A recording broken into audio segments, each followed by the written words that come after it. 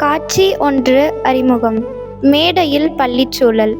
ரம்யா கையில் புத்தகங்கள் மற்றும் அலைபேசியுடன் தலையை பிடித்துக்கொண்டு சோர்வாக உலா வருகிறாள்.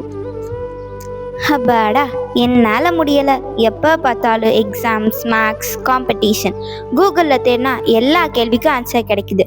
ஆனால் இந்த மன அழுத்தத்திலேருந்து எப்படி வெளியே வர்றதுன்னு மட்டும் தெரியலையே. இதையெல்லாம் தாண்டி வாழ்க்கையில் ஜெயிக்கிறது எப்படின்னு எனக்கு யார் சொல்லி கொடுப்பாங்க? என்னம்மா ரம்யா, ரொம்ப குழப்பத்தில் இருக்க போல. கூகுள் உனக்கு தகவல்களை தரலாம். ஆனால் அந்த தகவல்களை எப்படி நல்வழியில் பயன்படுத்தணும் என்ற ஒழுக்கத்தையும் வாழ்க்கையை எதிர்கொள்ளும் தன்னம்பிக்கையும் ஒரு நல்ல ஆசிரியரால் மட்டும்தான் கற்றுத்தர முடியும். ஆனால் சார், நிம்மதியான வாழ்க்கைக்கு ஞானம் வேணும்னு சொல்கிறாங்களே, அதை நீங்கள் தந்திட முடியுமா?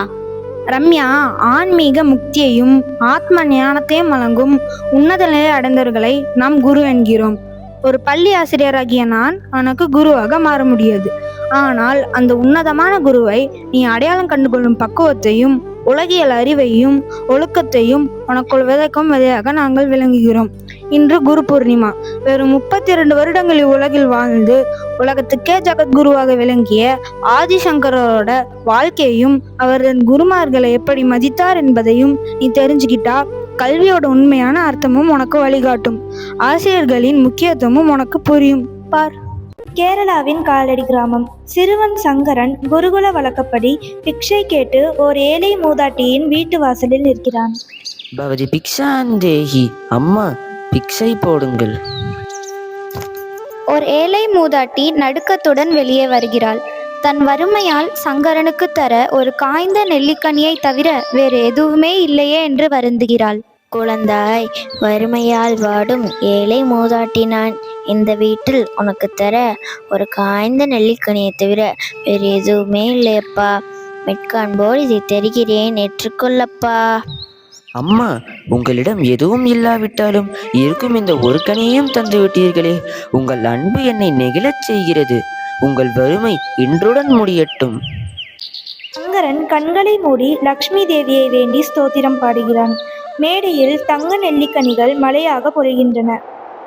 மகாலக்ஷ்மியை ச வித்மஹி விஷ்ணு பத்னியை ச தீமஹி தன்னோ லக்ஷ்மி பிரச்சோதயாத். அங்கம் ஹரேஹ புலகபூஷணமாஶ்ரயந்தி. ஆஹா, என்ன அதிசயம்!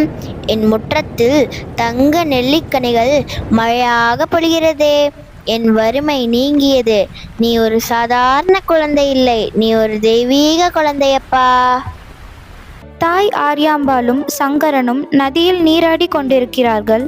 திடீரென ஒரு முதலை சங்கரனின் காலை பற்றுகிறது. அம்மா, அம்மா, ஒரு முதலை என் காலை பற்றி கொண்டது. என்னை நதிக்குள் இழுக்கிறதம்மா. ஐயையோ சங்கரா, என் மகனே, யாராவது காப்பாற்றுங்கள். இறைவா, என் ஒரே மகனை காப்பாற்று.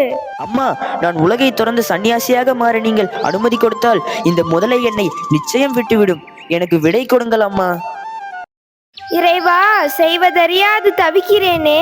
உன் உயிர் பிழைத்தால் போதும் மகனே. நீ துறவறம் மேற்கொள்ள நான் முழு சம்மதம் தருகிறேன். சங்கரன் சந்நியாச மந்திரங்களை சொல்ல முதலை அவனை விட்டு மறைந்து விடுகிறது. தாயின் இறுதிச் சடங்குகளை செய்வதற்கு தான் மீண்டும் வருவேன் என்று வாக்குறுதி அளித்துவிட்டு குருவை தேடி புறப்படுகிறான். உன்னதமான குருபக்தி. நர்மதை நதிக்கரை. துறவரம் பூண்ட இளந்துறவி ஸ்ரீ சங்கரர் தன் குருவை நாடி 12 மாதங்களாக அலைந்து திரிந்து குரு இருக்கும் இடத்தை அடைகிறார். அங்கு குரு மகாஞானி கோவிந்தபாதர் தியானத்தில் இருக்கிறார். குருவே போற்றி. நர்மதை நதிக்கரையில் தவம் இயற்றும் ஞான சூரியனே, என்னை உங்கள் சீடனாக ஏற்றுக்கொள்ளுங்கள். சில வருடங்கள் அவரிடம் தங்கி அத்வைத தத்துவத்தை முழுமையாக கற்றார். குருவின் ஆணைப்படி காசிக்கு சென்று வேத உபநிடந்தங்களுக்கு விளக்குவரை எழுத புறப்பட்டார். காசி மாநகரம் கங்கை கரை. ஸ்ரீ சங்கரர் கங்கையின் ஒரு கரையில் நிற்கிறார். எதிர்கரையில் இருக்கும் அவரது சீடன் சனந்தனனை சைகை காட்டி அழைக்கிறார். கங்கையில் திடீரென வெள்ளம் பெருக்கெடுத்து ஓடுகிறது. என்ன இது? வகுப்பு நேரம் வேற நெருங்கிவிட்டது. ஆனால் கங்கையில் வெள்ளம். குருநாதர் என்னை அழைக்கிறார். அவர் சொல் எனக்கு வேதம். நான் செல்கிறேன். சனந்தனன் குருவின் மீதான அசைக்க முடியாத பக்தியால் வெள்ளத்தில் காலை வைக்கிறான். அவன் காலடி வைக்கும் இடமெல்லாம் கங்காதேவி தாமரை மலர்களை தோற்றுவித்து தாங்குகிறாள். அவன் தண்ணீரின் மீது நடந்து சங்கரரை அடைகிறான். சனந்தனா, உன் இணையற்ற குரு பக்தியால் கங்கையே வென்று விட்டாய். இன்று முதல் நீ தண்ணீரில் தாமரை மீது பாதம் பதித்து வந்ததால் பத்மபாதர் என்று அழைக்கப்படுவாய். அடுத்ததாக ஸ்ரீ சங்கரர் சீடர்களுடன் காசி விஸ்வநாதர் தரிசனம் முடித்து வரும்போது எதிரே ஒரு சண்டாளன் தீண்டத்தகாதவன் போல் வருகிறான். வழியை விட்டு விலகிப்போ, தள்ளினில். ஆஹா, சுவாமி, எதையை விலக சொல்கிறீர்கள்? இந்த உடலையா அல்லது இந்த உடலுக்குள் இருக்கும் ஆத்மாவையா? உலகில் உள்ள அனைத்து ஆத்மாக்களும் ஒன்றுதானே. ஆத்மாவில் ஏது அசுத்தம், ஏது தீண்டாமை? எல்லா உயிரும் ஒன்றே என்ற அத்வைத தத்துவத்தின் அசல் உண்மையை எனக்கு உணர்த்திய நீரே என் குரு. அப்போது சண்டாளன் மறைந்து காசி விஸ்வநாதராக காட்சியளித்து சங்கரரை ஆசீர்வதிக்கிறார். அங்கே பிரபாகரன் என்ற தந்தை பேசாத மந்தமாக இருக்கும் தன் சிறு மகனை சங்கரரிடம் அழைத்து வருகிறார். சுவாமி, என் மகன் பிறந்தது முதல் ஒரு வார்த்தை கூட பேசவில்லை. எப்போதும் ஜடமாக எதிலுமே பற்றற்று கிடக்கிறான். இவனுக்கு ஒரு நல்வழி காட்டுங்கள் சுவாமி. குழந்தாய், யார் நீ? ஏன் இப்படி மௌனமாக இருக்கிறாய்? அதிசயமாக அந்த சிறுவன் பேச தொடங்குகிறான். தத்துவ கருத்துக்களை மிக அழகாக பொழிகிறான். குருவே, நான் மனிதனோ தேவனோ அல்ல. நான் என்றுமே அழியாத பேரானந்த ஆத்மா. பிரபாகரே, இவன் மந்த புத்தி உடையவன் அல்ல, மகா ஞானி. ஆத்ம தத்துவத்தை உள்ளங்கை நெல்லிக்கனி போல உணர்ந்தவன். இன்று முதல் இவன் என் சீடன். இவன் திருநாமம் ஹஸ்தாமலகர். குருவுக்கு துணி துவைப்பது, பணிவிடை செய்வதேயே தன் உலகம் என்று நினைப்பவன். மற்ற சீடர்கள் அவனை மந்த புத்தி உடையவன் என ஏளனம் செய்கிறார்கள். கிரி, இன்று நீயே எங்களின் வேத வகுப்பை தொடங்கு. மற்ற சீடர்கள் சிரிக்கிறார்கள். ஆனால் குருவின் அருளாலும் தன் அசாத்திய குரு பக்தியாலும் கிரிக்கு அகக்கண் திறக்கிறது. அவன் யாரும் எதிர்பாராத வண்ணம் தோடகம் என்ற மிக கடினமான யாப்பு வடிவத்தில் குருவை போற்றி அற்புதம் நிறைந்த ஸ்லோகங்களை பாடத் தொடங்குகிறான். குருவே, எங்களை மன்னித்து விடுங்கள். கிரியின் குரு பக்திக்கு முன்னால் எங்கள் படிப்பு ஒன்றுமே இல்லை என்பதை உணர்ந்து கொண்டோம். கிரி, உன் குரு பக்தியே உனக்கு ஞானத்தை தந்தது. இன்று முதல் நீ தோடகாச்சாரியார் என்று அழைக்கப்படுவார். நெருப்பை வளர்த்து கொண்டு படுத்திருக்கிறார் குமரிலபட்டர். ஸ்ரீ சங்கரர் அவரை சந்திக்க வருகிறார். வேதங்களின் பெருமையை காக்க தன் உயிரையே பணயம் வைத்த குமரிலபட்டரே, ஞான மார்க்கமே சிறந்தது என்பதை உலகிற்கு உணர்த்த உங்களுடன் வாதிட வந்தேன். சங்கரரே, உமது ஞானத்தை நான் அறிவேன். ஆனால் நான் இப்போது பிராயச்சித்தம் செய்து கொண்டிருக்கிறேன். நீங்கள் மாகிஷ்மதி நகருக்கு சென்று கர்ம மார்க்கத்தில் சிறந்து விளங்கும் மண்டன மிஸ்ரருடன் வாதிடுங்கள். மண்டன மிஸ்ரருக்கும் வாதம் துவங்குகிறது. நடுவராக மண்டனரின் மனைவி உபயபாரதி அமர்ந்து இருவர் கழுத்திலும் ஒரு மாலையை அணிவிக்கிறாள். சுவாமி, யார் வாதத்தில் உணர்ச்சி வசப்பட்டு தோற்கிறார்களோ அவர்களின் கழுத்தில் இருக்கும் மாலை வாடத் தொடங்கும். அதுவே வாதத்தின் தீர்ப்பு. பல நாட்கள் வாதம் தொடர்கிறது. இறுதியில் மண்டன மிஸ்ரரின் மாலை வாடத் தொடங்குகிறது. சங்கரரே, என் கர்மமாக கொள்கையை விட உமது ஞான மார்க்கமே சிறந்தது என்பதை ஏற்றுக்கொள்கிறேன்.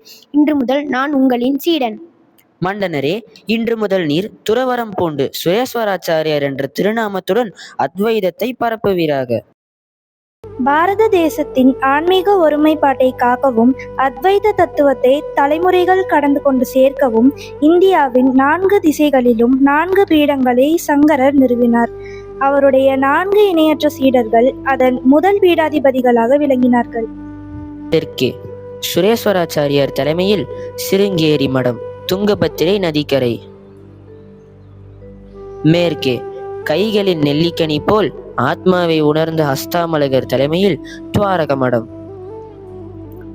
வடக்கே குரு பக்தியால் தோடகம் பாடி பண்டிதரான தோடகாச்சாரியார் தலைமையில் பத்ரி ஜோதிர் மடம். கிழக்கே கங்கை வெள்ளத்தில் குருவின் சொல்லுக்காக தண்ணீரில் நடந்து வந்து பாதத்தில் தாமரை மலர பெற்ற பத்மபாதர் தலைமையில் பூரி கோவிர்தன மடம். அற்புதம் சார். ஹஸ்தாமலகர் போல் ஒவ்வொரு மாணவனுக்குள்ளும் ஒரு தனித்திறமை ஒளிஞ்சிருக்கு. தோடகாச்சாரியார் போல் படிப்பை தாண்டி ஆசிரியர்கள் மீது வைக்கின்ற அன்பும் பக்தியும் தான் ஒரு மாணவனை உயர்ந்த இடத்துக்கு கொண்டு போகுதுன்னு இப்ப எனக்கு புரிஞ்சிருச்சு. சரியாக சொன்ன ரம்யா. ஒரு மனிதன் ஆன்மீகத்திலோ அல்லது வாழ்வின் உயர்ந்த தத்துவத்திலோ குருவை அடைவதற்கு முன்னால் அவனை உலகிற்கு தகுதியானவனாக, நல்ல பண்புகள் கொண்டவனாக செதுக்குவது ஒரு ஆசிரியரின் கடமை. வெறும் மதிப்பெண்களை தாண்டி உங்களை முழுமையான மனிதர்களாக உருவாக்குவதில்தான் ஆசிரியர்கள் ஆகிய எங்கள் வாழ்நாளின் வெற்றியே அடங்கியிருக்கிறது. உண்மைதான் சார். அறிவை தேடி நான் எங்கெங்கேயோ அலைந்தேன். ஆனால் என்னை செதுக்கும் சிப்பிகளான ஆசிரியர்கள் என் கண் முன்னே இருக்கிறார் என்பதை இன்று உணர்ந்து கொண்டேன். எங்களை நல்வழிப்படுத்தும் அனைத்து ஆசிரியர்களுக்கும், பள்ளி குருமார்களுக்கும் எங்கள் நெஞ்சார்ந்த நன்றிகள்.